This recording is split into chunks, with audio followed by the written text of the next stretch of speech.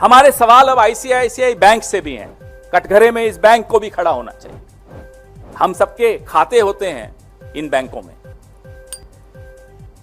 क्या आईसीआईसीआई ने किसी भी स्थान पर सरकार में कहीं भी डिक्लेरेशन की है कि ये तनख्वाह वो सेबी की मेंबर को, होल टाइम मेंबर को दे रहे हैं,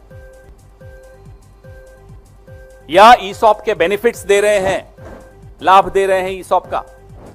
ये जानकारी आईसीआईसीआई ने कहीं तो दी होगी, सार्वजनिक की होगी। हमें नहीं दिखी, आपको दिखे, बताइए। और एज चेयरपर्सन भी आप जो उनको ईसॉप का लाभ दे रहे हो, कहीं आपने डिक्लेयर किया? आईसीआईसीआई, हमारा दूसरा सवाल, सेबी की जो आज जो चेयरपर्सन है और पहले जो होल टाइम मेंबर थी, उनको तनख्वाह आखिर दे क्यों रहा था? उसके एवज में क्या ले रहा था? मुझे तो कोई ऐसे नहीं आकर तनख्वाह दे देता, आपको भी नहीं देता होगा। उसके एवज में आपसे 12-15 घंटे काम लेते हैं, आपके एम्प्लॉयज भी लेते हैं। हम भी जब नौकरी करते हमारे भी एम्प्लॉयज लेते थे, एम्प्लॉयर्स लेते थे। तो आईसीआईसीआई सेबी की होल टाइम मेंबर को और चेयरपर्सन को तनख्वाह क्यों दे रहा था? 16 करोड़ कम नहीं होता। किस एवज में दे रहा था?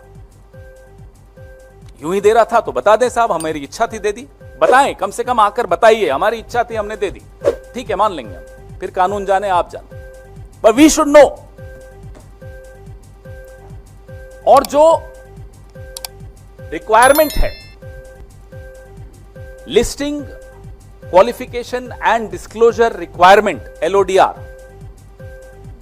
उसके तहत एनुअल रिपोर्ट में ये जानकारी दी थी क्या आपने? नहीं दी तो क्यों नहीं दी? ईसॉप की रूल्स हैं, आईसीआईसीआई ने वो रूल्स को दरकिनार करके क्यों इनको ईसॉप के लाभ दिए? ये भी हमारा एक सवाल है आईसीआईसीआई।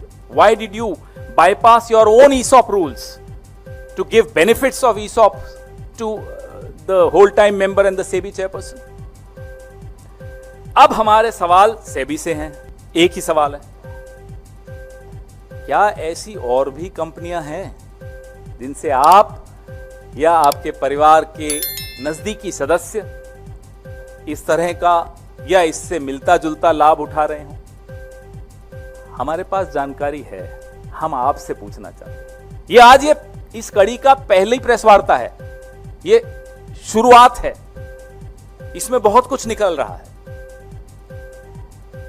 लेकिन हम एक मौका सेबी की चेयरपर्सन को भी देना चाहते हैं। जो सवाल हमने प्रधानमंत्री से पूछे उनसे भी हम जवाब चाहते हैं।